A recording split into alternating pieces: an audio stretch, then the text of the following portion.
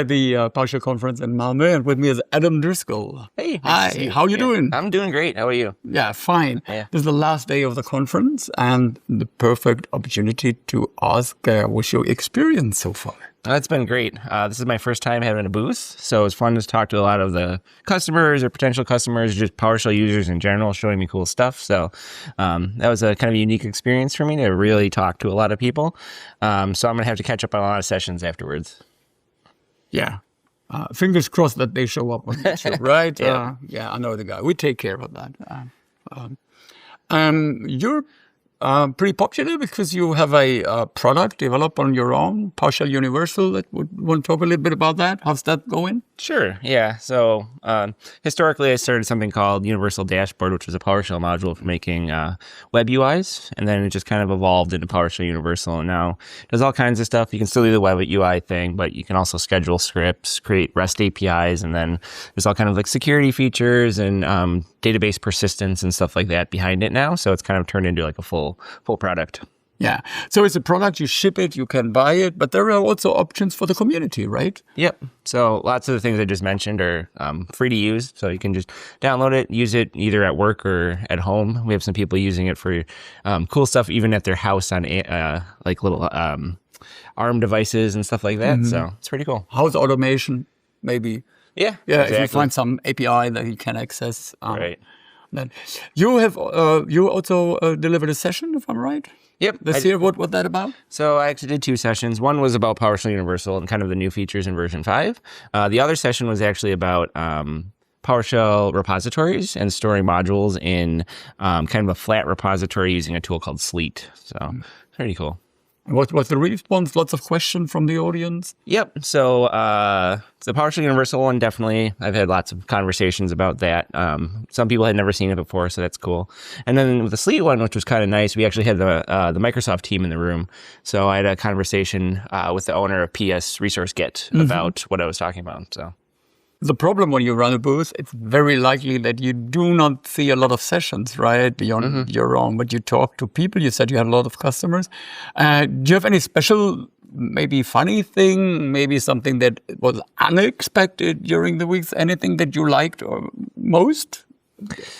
Unexpected. I would say pretty much learning more about what my customers do with the product. I see a lot of, the issues coming in or that kind of thing, but I don't actually see the implementation all the time. So I was actually talking to one of my customers who works for the Swedish police department, and we had a great conversation about how he's actually using PowerShell Universal, and he talked a lot about what they have in their police cars, and they have almost an entire data center, he said, in the trunk of the police car. So they're managing a lot of that with PowerShell Universal. So just to learn some of the really interesting things you can do with it. So that's interesting, right?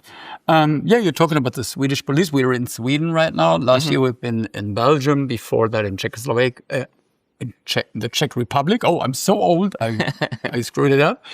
In Prague, in the Czech Republic, and so on.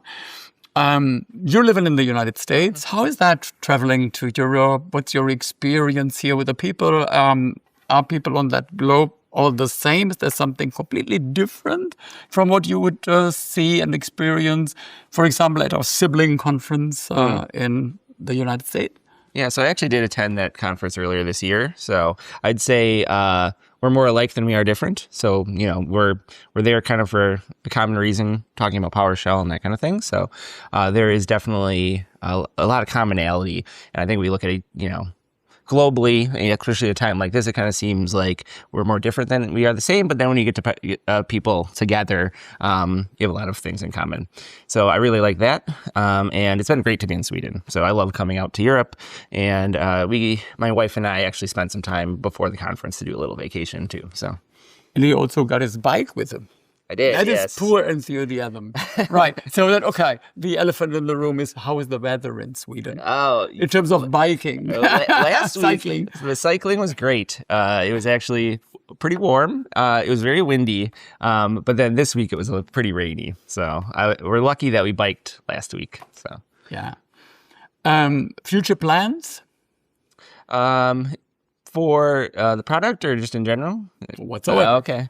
Yeah, so I'd say future plans are continuing to kind of grow the PowerShell Universal team because as our customer base grows, it's becoming very clear that I can't do it all myself. So kind of looking into plans around that and then continuing to kind of follow what the community is asking for in the product. So as the technology around PowerShell evolves and that kind of thing, we want to make sure that we continue to address what users are looking for in that product. So, and then aside from that, I hope to come here next year. So, yes, I think so.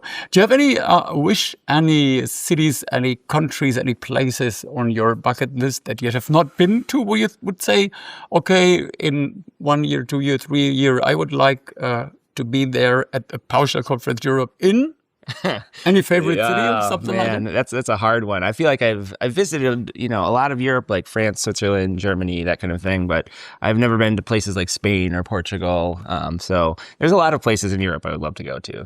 Yeah, so fingers crossed that we meet again in 2026. Thank you. Yep, Thanks, you. Adam. Yep. My pleasure. Yeah, mine too.